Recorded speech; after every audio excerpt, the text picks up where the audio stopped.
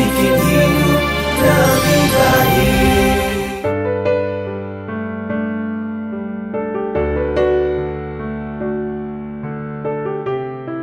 Nama saya Andrian Sliwo, saya orang Sabu asli, tapi saya lahir besarnya di Sumba Timur, Waingapu. Orang tua saya, nenek saya semuanya di sana. Pekerjaan saya ya jual pulsa gitu. Jadi di sini saya sama keluarga daripada mama.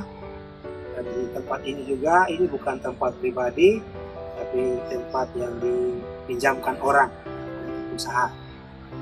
Saya mau memberi satu kesaksian sedikit tentang radio. Awalnya dulu saya tidak suka radio.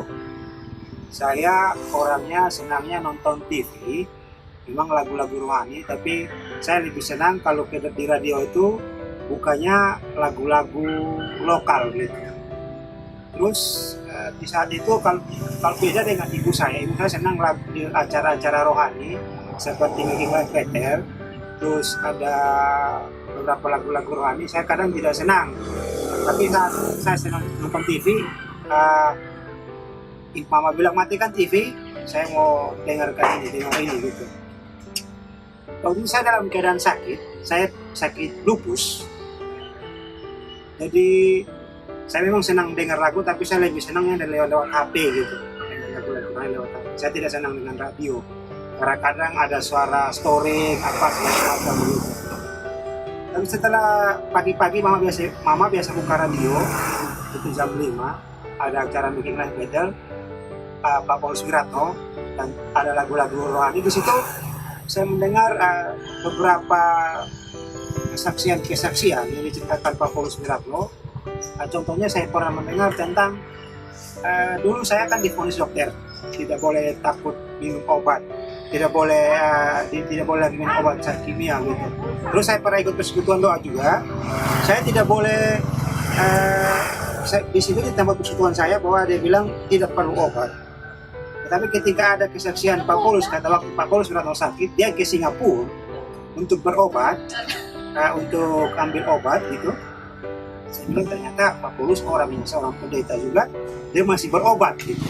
Akhirnya saya mulai rasa bahwa saya tidak takut lagi untuk minum obat kampung. Pertamanya awalnya saya takut karena dari tim doa juga bilang kita tidak perlu obat, dengan doa dengan firman juga kita bisa gitu. Tapi karena dengar kesaksian Pak Paulus bahwa sakit dia sampai ke Singapura untuk berobat saja, dari situ saya mulai ada keberanian untuk minum obat gitu. Terus ketika saya mendengar kata-kata bijak Pak Paulus Wiratno, di situ sebenarnya saya sudah patah semangat gitu. Tidak ada harapan karena waktu itu dokter menuliskan bahwa penyakit lupus tidak ada obatnya, terus dari obat kampung juga tidak bisa.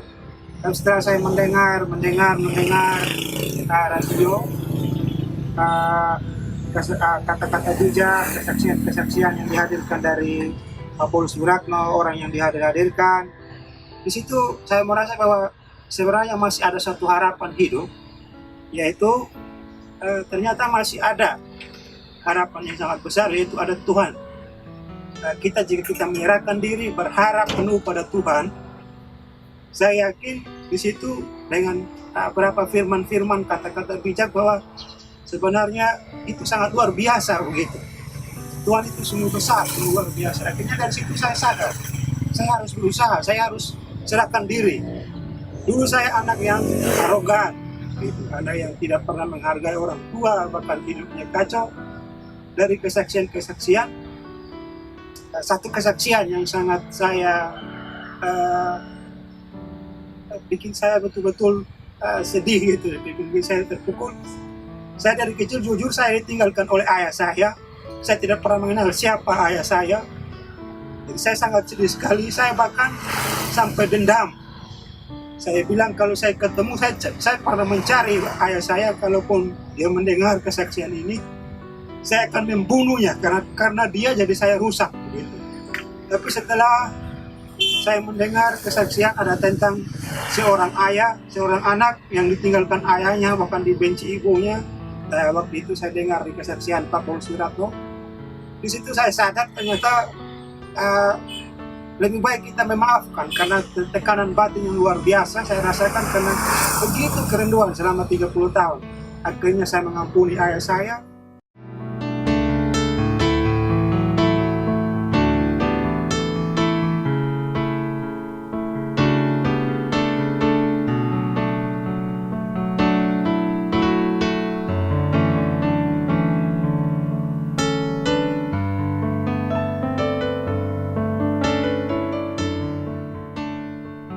Saya mendengar Making Life Better, mendengar khotbah dari Pak Mikael. Di situ saya rasa bahwa seberat apapun Tuhan saja bisa mengampuni. Seberat apapun dosa manusia begitu besar Tuhan ampuni. Kalau di situ ada beberapa firman yang disampaikan bahwa kalau kita tidak bisa mengampuni, berarti Tuhan pun tidak bisa mengampuni kita. Di situ akhirnya saya sadar sampai sekarang. Jadi saya sangat terima kasih sekali pada Pak Paulus Wiratno, sungguh besar, sungguh acaranya sungguh luar biasa. Terima kasih. Jadi dari situlah sampai sekarang kalau sudah acara-acara Making Life Better, pagi-pagi saya sudah setel radio. Bangun, saya harus dengar. Kalau saya tidak dengar, kayaknya seperti hampa saya punya hidup. Gitu. Mungkin sedikit itu saya punya kesaksian. Terima kasih kepada Radio dan Mandiri, pada Radio Musafir, sudah membantu menyiarkan kembali Pak Paulus Wiratno dan teman-teman. Salam.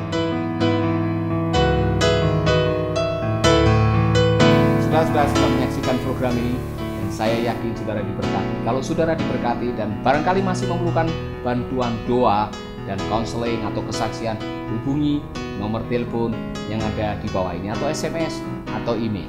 Dan yang masih mau mendengarkan program Making Life Better lewat HP, langsung download saja dari App Store atau Play Store atau Google Store, ketik Making Life Better, saudara bisa mengunduhnya. Tuhan memberkati dan sampai jumpa di Making Life Better yang berikutnya.